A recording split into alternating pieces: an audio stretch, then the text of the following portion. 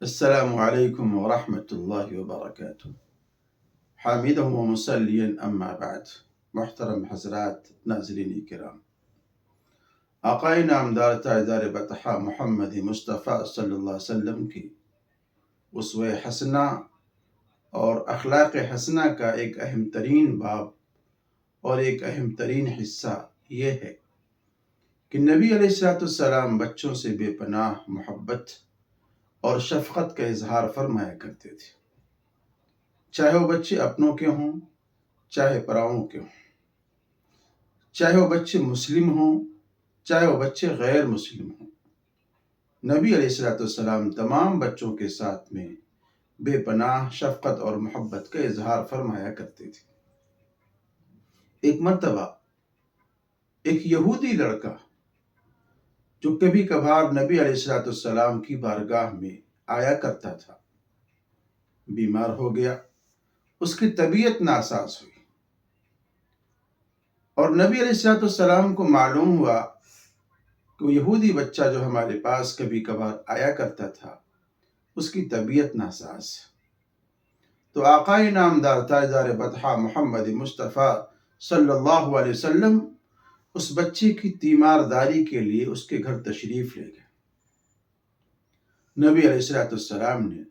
اس کے حالات معلوم کیے، اس کے خیر خیریت معلوم کی، اس کے سرہانے آپ بیٹھے،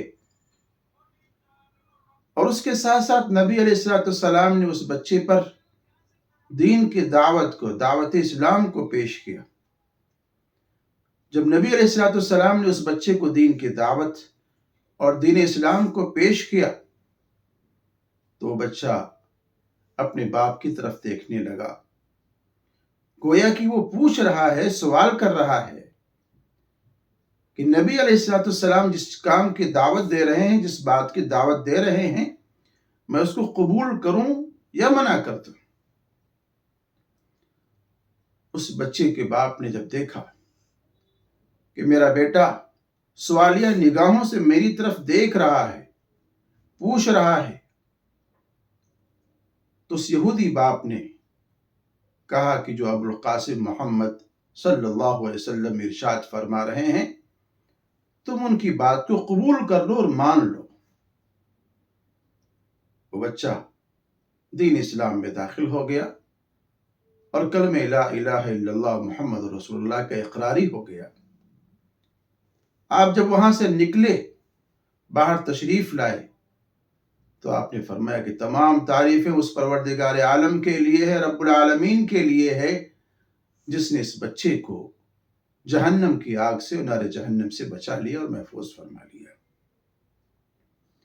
یہ حدیث پاک اور یہ واقعہ جو آپ کو سنایا ہے اور آپ کو بتلایا ہے،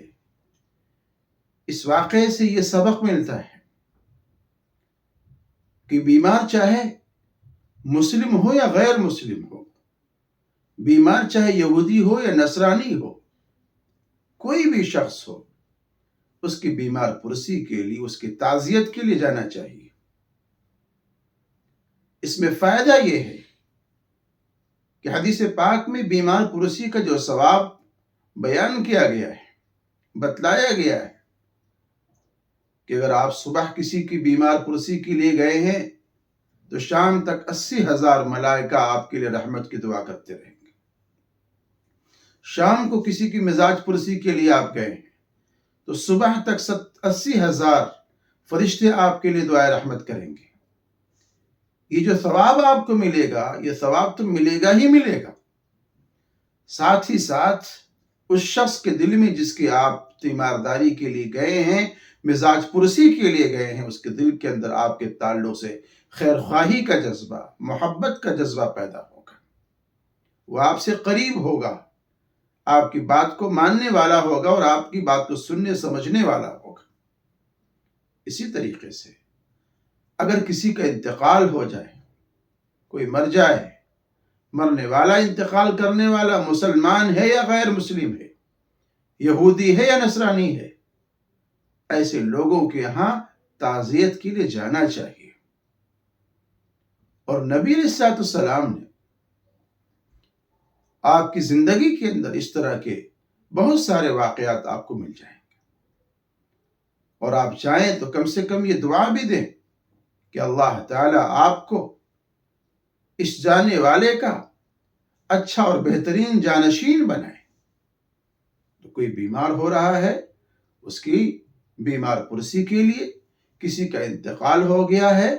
تو اس کی تعزیت کے لیے جانا چاہیے، چاہے وہ بیمار غیر مسلم ہی کیوں نہ ہو، چاہے وہ مرنے والا دنیا سے جانے والا غیر مسلم ہی کیوں نہ ہو، ان لوگوں کی تعزیت میں، مزاج پرسی میں جانا چاہیے۔ اس لیے میرے عزیزو، بیمار ہونے والا کوئی بھی ہو، وہ مومن ہو غیر مومن ہو، مرنے والا مومن ہو یا غیر مومن ہو، ایسے لوگوں کے لیے، ایسے لوگوں کی تعزیت میں جانا چاہیے، ایسے لوگوں کی مزاج پرسی و بیمار پرسی میں جانا چاہیے۔ خود آقائے نامدار تاجدار بطحا محمد مصطفیٰ صلی اللہ علیہ وسلم کا یہ معمول رہا ہے۔ اگر اس سنت کو ہم زندہ کریں گے تو ممکن ہے اس سنت کے احیاء کرنے سے، اس سنت کے زندہ کرنے سے آپس میں اخوت، بھائی چارگی کا فروغ ہو، اور جو دوریاں اور خلیج ہم لوگوں کے اندر بڑھتی جا رہی ہے، یہ خلیج کچھ کم ہو جائے، یہ دوریاں کم ہو جائیں، اور شاید کی جو نفرت ہے، دشمنی ہے، عداوت ہے، یہ محبت میں تبدیل ہو جائے۔ آج کے لیے بس اتنا ہی۔ یار زندہ صحبت باقی، وما توفیقی الا باللہ۔